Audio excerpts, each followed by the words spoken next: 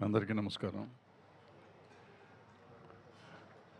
నేను చిన్నప్పటి నుంచి కృష్ణ గారి ఫ్యాన్ని. కృష్ణ గారితో తర్వాత ప్రొడక్షన్ కూడా చేశాను, 2 సినిమాలు డైరెక్ట్ కూడా చేశాను. కృష్ణ గారితో పోట్లాడిన ఏకైక మనిషిని కూడా ఇండస్ట్రీలో నేనేనేమో, మళ్ళీ కలిసిన వాడిని నేనేనేమో, లాస్ట్ మినిట్ వరకు ఆయనతో ఉన్నవాడిని కూడా నేనేనేమో. నేను బంగారు గారు ఇద్దరు పక్కన చివరి నిమిషం వరకు. సో చాలా కుటుంబం, బంగారు కృష్ణ గారి కుటుంబం అంటే నేను పార్ట్ ఆఫ్ ద కుటుంబం. ప్రాబ్లీ ఇంటి పేరు అయి ఉండొచ్చుకోవచ్చు, రక్త సంబంధం లేకపోవచ్చు, కానీ నేను కృష్ణ గారి కుటుంబం అంతా ఒక కుటుంబం. ఇవాళ కృష్ణ గారు లేకపోయినా, కృష్ణ గారు 60 సంవత్సరాలైంది. 1965లో ఆయన మొదలెట్టారు ఆయన ప్రయాణం, సినీ ప్రయాణం. అప్పటి నుంచి ఫ్యాన్స్ ఆయన్ని ఎంతో అభిమానంతో తీసుకొచ్చారు. ఇవాళ ఆయన లేకపోయినా ప్రతి ఊళ్ళోనూ ఆయన విగ్రహాలు పెట్టుకుంటూ వస్తున్నారు.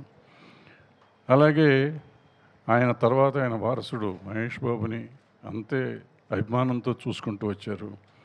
మళ్ళీ వాళ్ళు ఇప్పుడు మా జయకృష్ణని అంతే అభిమానంతో మొన్న సినిమా రిలీజ్కి వాళ్ళు చేసిన ప్రేమ అభిమానాలు చూస్తుంటే నిజంగా చాలా ముచ్చటేస్తుంది.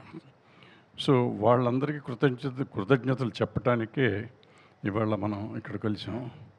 సో ఈ సినిమా మొదలుపెట్టిన చేసిన అశ్విని దత్ గారికి, దర్శకుడు అజయ్ భూపతి గారికి, ప్రేక్షకులందరికీ, అభిమానులందరికీ పేరు పేరున కృతజ్ఞతలు తెలియజేయటం అనేది ఈ సభ ముఖ్య ఉద్దేశం. సినిమాలు ఇవాళ ఎలా వస్తున్నాయి, ఎలా వెళ్తున్నాయి అనేది మనకు తెలుసు. మనం చాలా రకరకాల సమయం ఉంటుంటాయి. రిలీజులు చూసుకోవాలి, రిలీజ్ అపోజిషన్స్ చూసుకోవాలి. సరే, అవన్నీ ఇప్పుడు చర్చించాల్సిన విషయం కాదు, కానీ బట్ ఒక ఆలోచన అనేది ఇండస్ట్రీ చేయాల్సిన అవసరం ఒకటి ఉంది. అయితే ఘట్టమనేని అభిమానుల్ని అభినందించడానికి, కృతజ్ఞతలు చెప్పడానికే ఈ సభ ముఖ్య ఉద్దేశం. కాబట్టి నేను ఇంతటితో ముగించాను. చాలామంది పెద్దవాళ్ళు ఇంకా ఉన్నారు మాట్లాడాల్సిన వాళ్ళు, ఆ తర్వాత మాట్లాడతారని కోరుకుంటూ సెలవు తీసుకున్నాను. Thank you sir, thank you very much. నిజంగా